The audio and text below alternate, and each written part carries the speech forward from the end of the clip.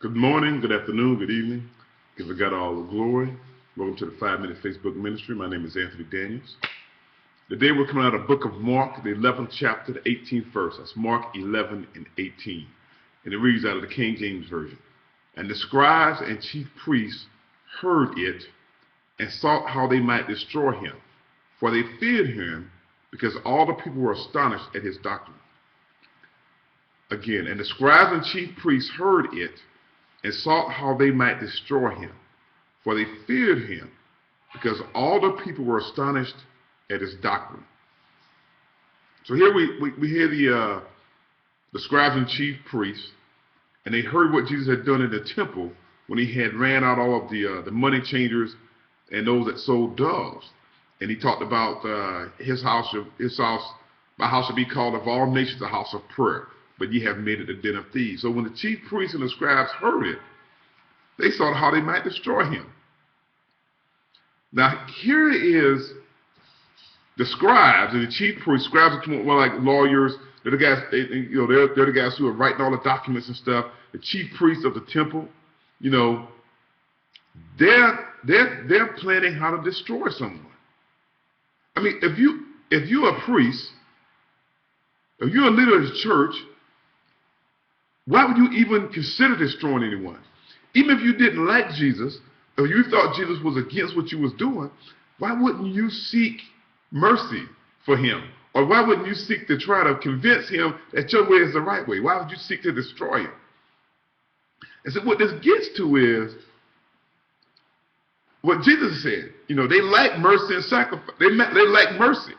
And all that thing was all about the sacrifice that they were making in the traditions that they were following.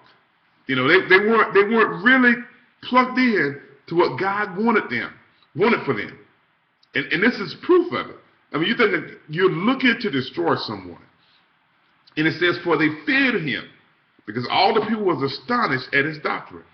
So now you have a man, Jesus Christ, who shows up on the scene and he starts preaching these new revelations. And for them it was new. He was preaching new things to them. He had brought in new concepts, but everything related to the Old Testament and what they had heard and what they had been studying and what they knew. But they didn't make that link because pride was in the way. See, they were proud of who they were in the church. They were proud of who they were in the church. They lacked, like it says in the Bible, they liked wearing the big tassels and being seen in the temple and saying aloud prayers and praying for a long time and trying to impress people, having the front row seats in the synagogue. They enjoyed all that. And he was a man who was threatening that. So instead of seeing what Jesus brought to them, here's a man saying he's a son of God. Okay? And hey, if somebody showed up at my house and says, hey, I'm the son of God, I'll be like, really? Yeah. And then he comes in and he starts talking to me with authority, okay? And then he starts touching people, they start healing, and he touch me, and I start, I'm gonna pretty much believe this might be the Son of God, especially if he's proclaiming God, okay? And he said, hey, my name is Jesus. I'll be like, thank you, Jesus. Come on in.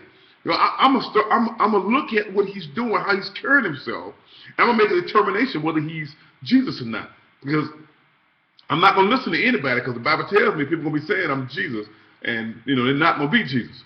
But when someone shows up and they start doing things of God, okay, they start clearing the temple. They're not putting God down. They're not saying negative things about God. They're promoting God. They're promoting the same God that you serve. Not only are they promoting God, they seem to have a power given to them from God. And you looking to destroy him. Imagine what the world would be like today if mankind had accepted Jesus Christ fully. Imagine what life would be like on earth today if mankind had accepted Jesus fully. And when we read the Old Testament, all of this was ordained. I mean, it was prophesied that all this would happen. But it didn't happen because it was prophesied. It was prophesied because God knew the nature of man. God knew the nature of man. And so as we walk on this earth today, we've got to make sure that our nature is of God. That we walk away from that evil nature, that pride, the idolship. And I was reading a book about idols, and they're saying that every sin is because of idols. You know, we make choices to choose things and worship things over God.